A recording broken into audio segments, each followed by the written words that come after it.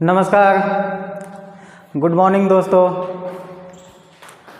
आज फिर से स्वागत है आपका अपने YouTube चैनल एग्री सोच पे। तो पिछले दिन हम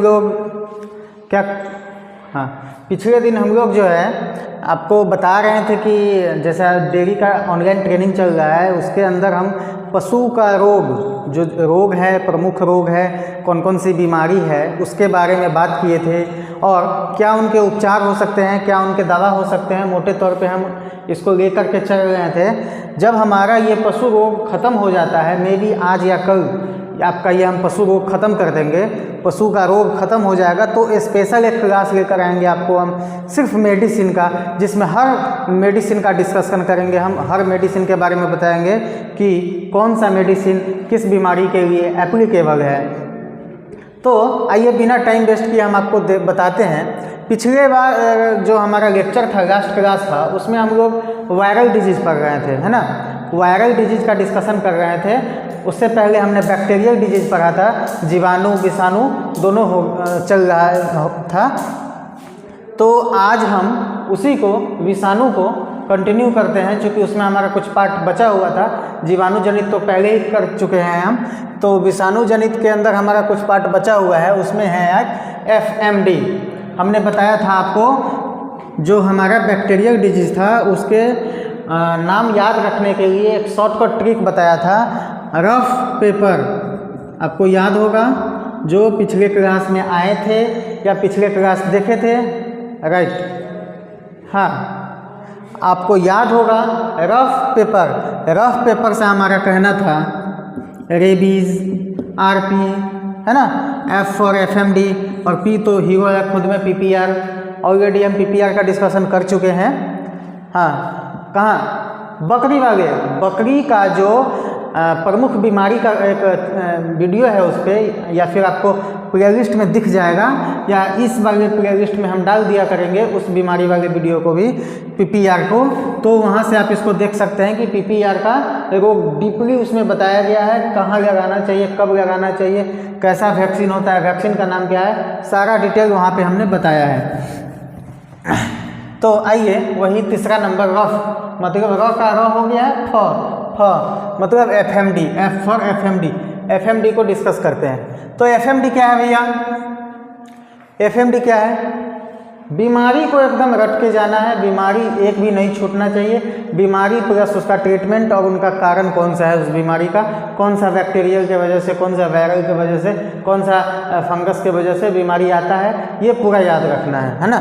तो FMD को क्या बोलते हैं? खुर पक्का मुँह पक्का, खुर पक्का मुँह पक्का इसको बोला जाता है। FMD कारक है इनका पिकोरोना वायरस के नाम से एक वायरस है, वही इसका मेन फैक्टर है इस डिजीज को कॉज करने का। जैसे हम लोग कुछ दिन पहले कोरोना वायरस का नाम सुने थे, उसके वजह से बीमारी आया था उसका corona. Same as it is एक पिकोरोना वायरस है, पिकोरोना वायरस ही कारण है FMD रोग को होने का, है ना। इनके अन्य नाम क्या हो सकते हैं? उपनाम जिसको बोलते हैं, अन्य नाम या उपनाम। अब बोलिएगा पिछले दिन उपनाम बोले हैं, आज अन्य नाम बोल गए हैं। नहीं भाई, उपनाम ही आपका अन्य नाम है। अन्य नाम क्या हो सकते हैं? FMD है, FMD तो FMD है ही, खुर पक्का मुँह पक्का है ना। एप्स फीवर बोल सकते हैं और पेंजुटिक एप्स, ये सारा इनके अन्य नाम है। इन सारे नामों से ये प्रचलित है ये बीमारी, इन सारे नामों से भी इनको जाना जाता है। इनके लक्षण कौन सा है? तो इनके लक्षण है कि रोग की शुरुआत खुर के माध्यम से मुंह तक होता है। जैसे इस रोग को फैलने का कारण क्या है? इनका नाम है खुर पक्का मुँह पक्का। तो खुर मतलब क्या? जो पैर है, जो पाँव है, हमारे गाय का जो पाँव है, जो हमारे मवेशी का पाँव है, उनका जो खुर होता है, आगे की हिस्सा होता है, वहाँ से ये संक्रमण स्टार्ट होता है और वो मुंह तक जाता है और मुंह तक जाके मुंह में छागा बन जाता है। कहाँ होता है? मुंह में छागा हो जाता है, मुंह में छागा हो जाता है, मुंह में छागा हो जाता है। तो रोग की शुरुआत होती है खुर से, खुर के माध्यम से, खुर मतलब जो पैर का आगे वाले हिस्सा है वहाँ से, लेकिन ये मुंह तक पहुँच जाती है, खुर से मुंह तक फैलती है। कैसे फैलती है? तो खुर को जब हमारा मवेशी चाटता है तो चाटने के दौरान ये संक्रमण रोग है, संक्रमण रोग होने की वजह से ये उनके शरीर में फैल जाता है, उनके शरीर में घुस जाता है, इंटर कर जाता है। और जैसे ही शरीर में इंटर करता है तो सबसे पहले छागा होता है कहाँ पे? मुंह पे, है ना। इन बीमारी के दौरान अचानक से दूध की कमी हो जाएगी, अचानक से आपको दूध कम हो जाएगा, लड़खड़ा कर चलना शुरू हो जाएगा। जो आपका मवेशी है वो लड़खड़ा कर चलेगा। घोड़े में ये बीमारी नहीं होती है, घोड़े में नहीं होता है, नहीं होता है, क्योंकि कारण है, क्या कारण है भैया? घोड़े में ये बीमारी नहीं होती है। इनके कारण क्या है कि घोड़े का जो खुर है कठोर होता है। घोड़ा का जो खुर होता है वो बहुत ज़्यादा कठोर होता है। यही एक कारण है कि घोड़े में ये बीमारी नहीं होती है। संक्रमित खुर को चाटने से मुंह तक फैल जाता है ये बीमारी। पहले भी बताएं कि जो खुर में होता है, खुर को चाटने से मुंह तक फैल जाती है और मुंह से लार आना, तेज बुखार होगा, 105 से 106 तक बुखार जा सकता है। ये सारा इस बीमारी का लक्षण है। इस लक्षण के दौरान आप पहचान सकते हैं कि हमारा मवेशी, या फिर आप जब इलाज करने जाएंगे फील्ड में तो आपका मवेशी कौन से बीमारी से संक्रमित है ना। उसके बाद आते हैं उपचार पे। इनका इलाज क्या है, इनका ट्रीटमेंट क्या है। जो बेसिक ट्रीटमेंट है वो हम यहाँ बता रहे हैं। फाइनल एक वीडियो लेकर आएंगे, हम एक लेक्चर लेकर आएंगे आपके पास, वो टोटली मेडिसिन के ऊपर होगा, है ना। तो आते हैं उपचार क्या है। तो फिटकीरी से आपको धोना चाहिए उनके खुर को। उनका जो खुर है, जहाँ संक्रमण हुआ है, जहाँ पे इन्फेक्शन हुआ है, जहाँ से बीमारी फैल रहा है, उसके खुर को आप फिटकीरी से धो दीजिए। या बोरिक एसिड का यूज कीजिए, या ग्लिसरीन और प्लस शहद मिला करके उसको 3 से 4 बार दीजिए। ग्लिसरीन और शहद मिला करके उसको 3 से 4 बार दीजिए मतलब वही उसके खुर पे लगाइए, लेप की तरह उसके खुर पे लगाइए। उसके बाद आप तारपीन का तेल का यूज कर सकते हैं। तारपीन के तेल से उनके खुर को धोइए। ये सब नॉर्मली आपका ट्रीटमेंट है। इन चीज़ों के जरिए आप संक्रमण को फैलने से रोक सकते हैं या रोकथाम कर सकते हैं, ठीक है। उसके बाद आते हैं रफ पेपर में। R² कंप्लीट हो गया हमारा, F कंप्लीट हो गया। अब बचा है PPR।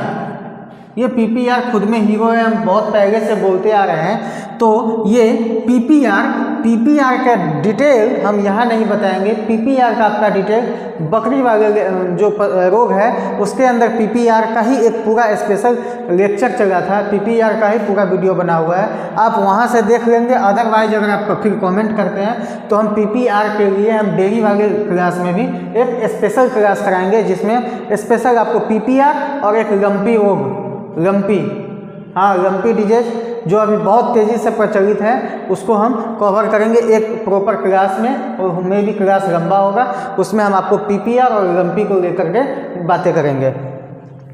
फिलहाल ये हो गई रफ पेपर कंप्लीट, मतलब वायरल डिजीज हमारा कंप्लीट हो गया।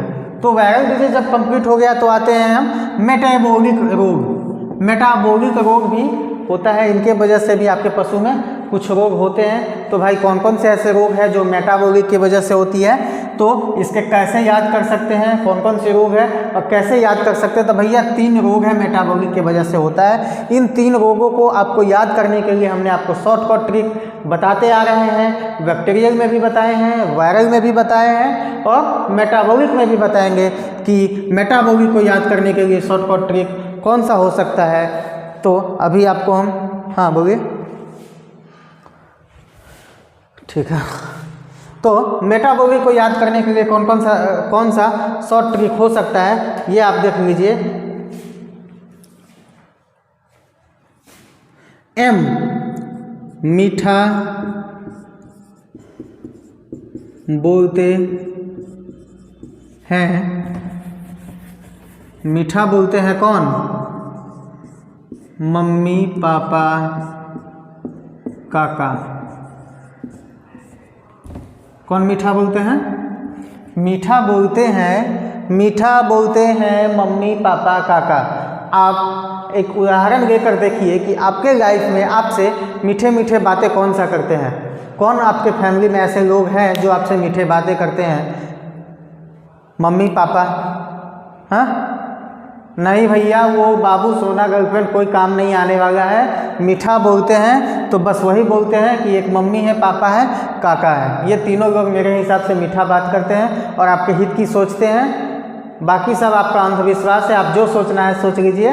बाबू सोना कोई आपका, हाँ वो अंधविश्वास है, वो आपके लिए है। मेरे लिए बस मम्मी पापा काका है जो मीठा बोलते हैं। तो यही जो लोग मीठा बोलते हैं, इन्हीं लोगों के वजह से हम एक ट्रिक याद कर सकते हैं कि मेटाबॉलिक रोग कौन कौन से हैं। तो उनके नाम क्या है? एम, मीठा बोलते हैं। एम से मिल्क फीवर, कौन सा? Milk fever. पी, पी से पापा, पी से पापा, पोस्ट पैचुरेट हेमोग्लोबिन नूरिया। हाँ, पीपीएच, इसको पीपीएच भी बोलते हैं। पीपीएच, पीपीएच भी बोलते हैं, आपको हम बताएंगे। मिल्क फीवर के बाद पीपीएच के बारे में भी बताएंगे आपको हम।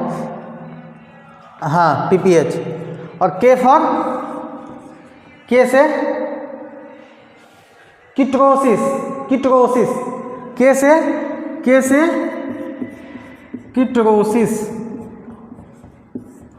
बिल्कुल, ये सारा डिजीज हम आपको बताएंगे, ऐसा नहीं है नहीं बताएंगे, सारा डिजीज आपको एक एक करके हम बताएंगे। तो ये हो गया मम्मी पापा एंड काका मीठा बोलते हैं। एमपीके, एमपीके मेटाबॉलिक रोग है। इस ट्रिक के जरिए आप इसको याद रख सकते हैं कि मेटाबॉलिक रोग कौन कौन से होते हैं आपके मवेशी के अंदर। हम बार बार बोल रहे हैं, आपको ऑब्जेक्टिव क्वेश्चन में कंफ्यूज कर सकता है और ऑब्जेक्टिव क्वेश्चन आपका इसके तहत आ भी सकता है ना। अब बात करते हैं हम मिल्क फीवर की, जो आपका पहला मेटाबॉलिक रोग है, मिल्क फीवर। तो भैया मिल्क फीवर में क्या होता है?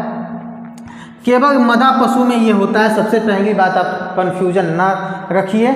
सबसे पहले आप अपना डाउट को क्लियर करिए कि हमेशा मदा पशु में ही होता है।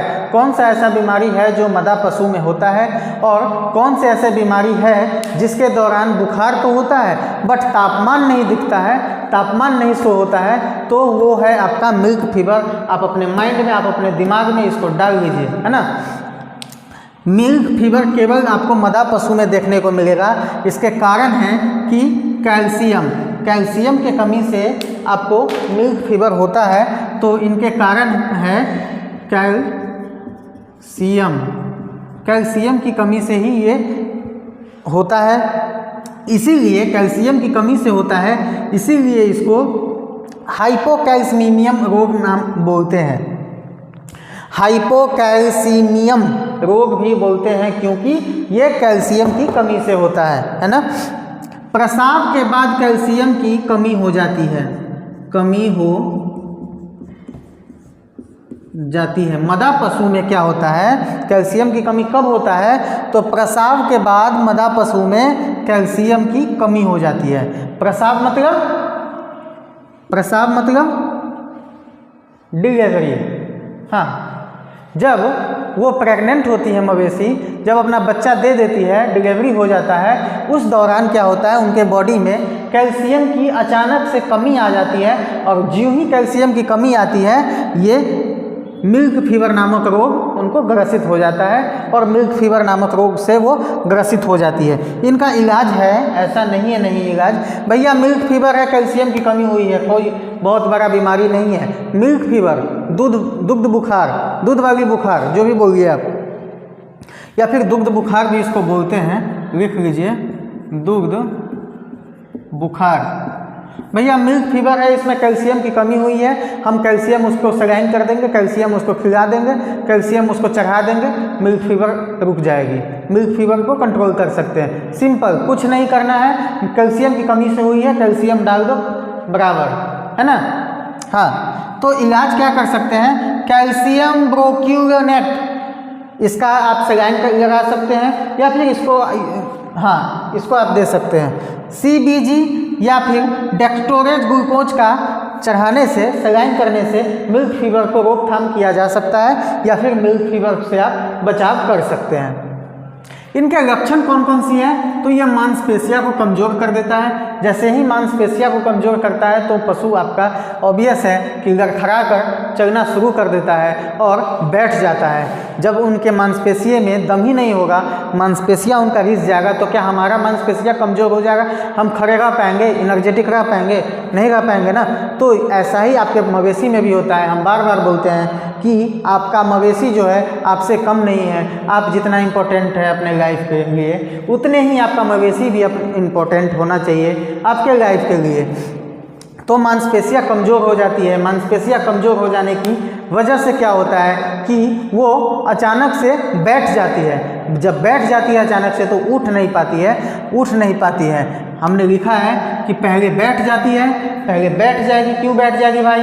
क्योंकि उनका मांसपेशियाँ कमज़ोर हो गया है। मांसपेशियाँ कमज़ोर हो गया है तो बैठा है और फिर लेट जाएगा।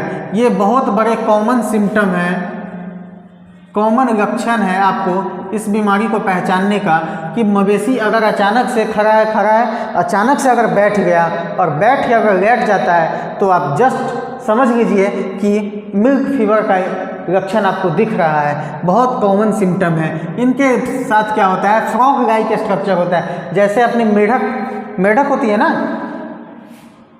आप भी मेढक से कम नहीं है, मेढक होती है ना, तो मेढक जैसे कूदती है, जैसे छलांग लगाती है, जैसे बैठती है, सेम एज इट इज जब ये बैठता है तो अचानक से ऐसे करके ये एकदम मेढक की तरह बैठ जाता है। इसीलिए इनको बोलते हैं कि फ्रॉग लाइक स्ट्रक्चर है, या फिर रेटियर रिकम्बिसिया बोल सकते हैं। इसी को बोलते हैं कि पहले अचानक से बैठ जाना फिर लेट जाना, है ना। ताप कम होता है, बुखार तो होता है, लेकिन तापमान आपको दिखता नहीं है, तापमान दिखेगा नहीं, तापमान बहुत कम होता है। तो ये बीमारी के दौरान ऐसी चीज़ें होती है। नॉर्मली आप इसको देख लीजिए, आपको नोट करना है, आप इसको नोट कर लीजिए। फिर हम आते हैं PPH और K पे। उसके बाद होगा ना मीठा बोलते हैं मम्मी पापा काका, कंप्लीट तो करना है इसको, बिल्कुल। तो इसको आप लिख लीजिए, हाँ इसको नोट कर लीजिए आप। फिर हम आते हैं मम्मी पापा काका पे। थैंक यू, नोट कीजिए।